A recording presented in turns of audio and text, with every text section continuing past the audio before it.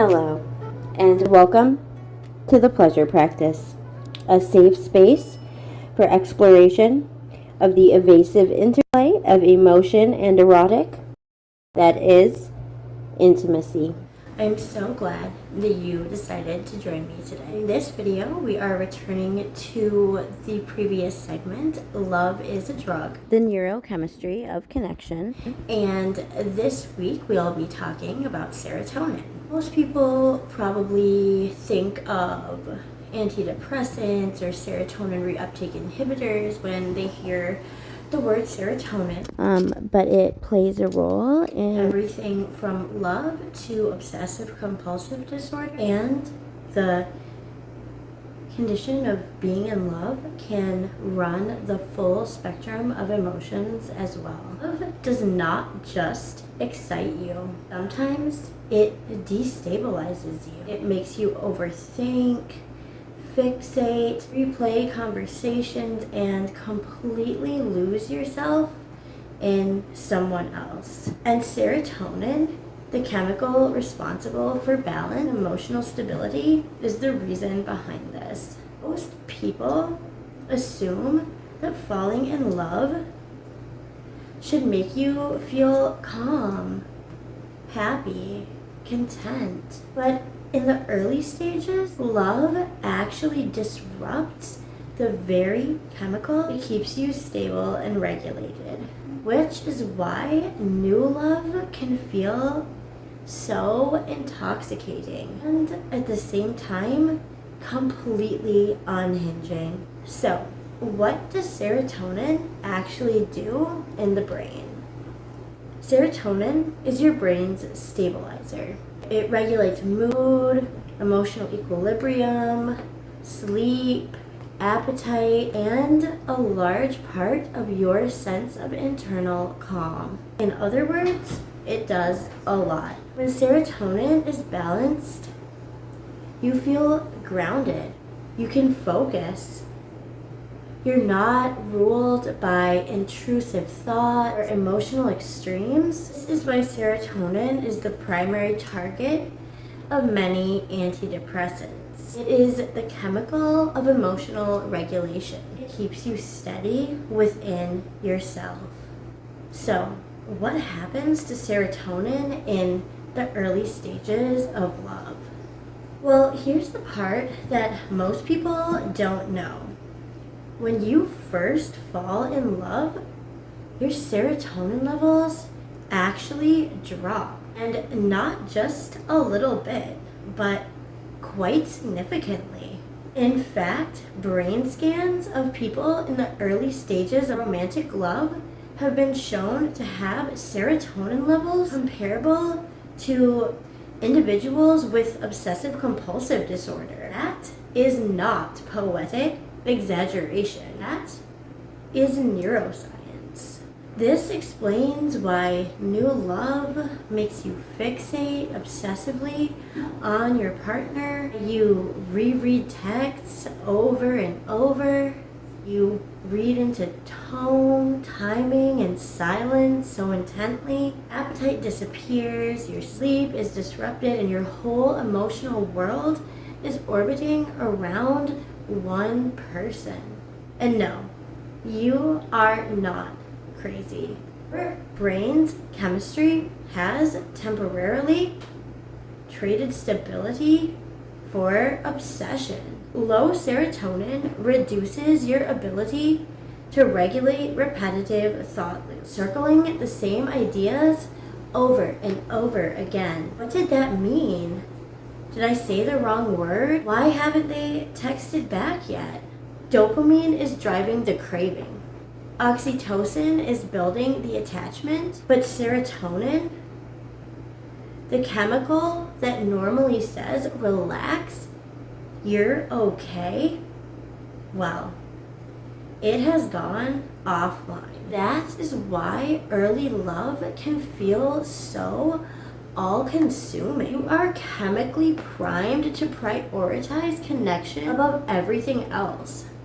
Work, logic, even self-preservation.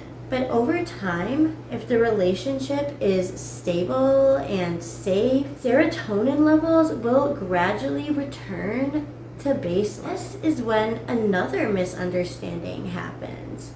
People say, I just don't feel the same anymore. Spark is gone. I don't obsess like I used to. And they think that something is actually wrong. But what's really happening here is regulation.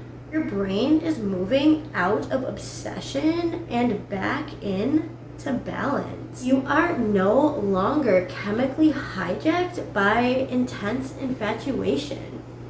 You are chemically grounded again. And this is the transition from limerence to attachment, from fixation to connection. With anxious attachment styles, the serotonin drop can be especially intense. They already struggle with emotional regulation when under stress. Love doesn't just feel exciting, it can feel wildly destabilizing. The nervous system is scanning constantly for reassurance. When serotonin is low, their ability to self-soothe disappears almost entirely. They don't just want reassurance. They feel like they need it in order to survive. Avoidantly attached people experience this in a very different way. They are far more likely to suppress emotional processing altogether. But low serotonin can still show up as irritability, withdrawal, or a sudden sense of being trapped or overwhelmed. Unhealthy or unstable relationships are fully rebalanced. Constant uncertainty, mixed signals, and emotional unpredictability, all of it keeps the nervous system dysregulated. This is why toxic dynamics can feel so obsessive. You can't stop thinking about someone who hurts you. Peace feels boring and chaos feels compelling.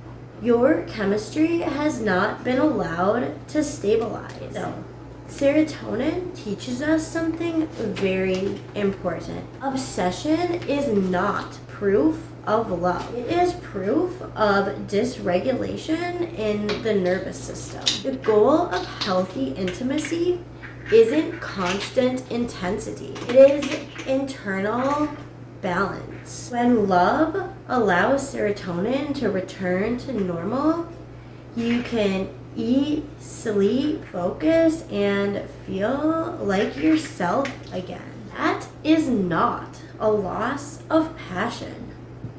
Rather, that is the presence of safety. You understand this, you stop chasing obsession as evidence of connection. Stop panicking when the fixation fades, and you begin to recognize regulation as intimacy.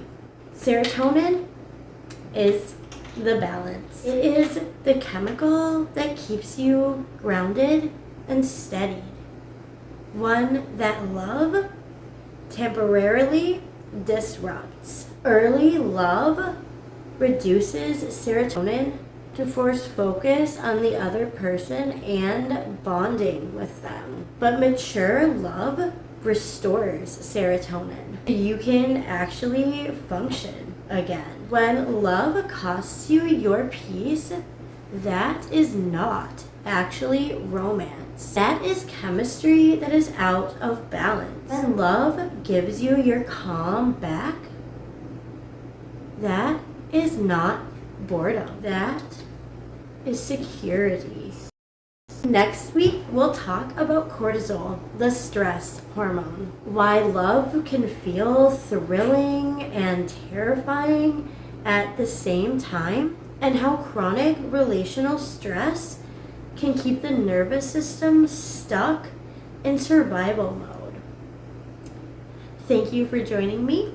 I hope you found this information helpful, and I will see you next time on the Pleasure Practice.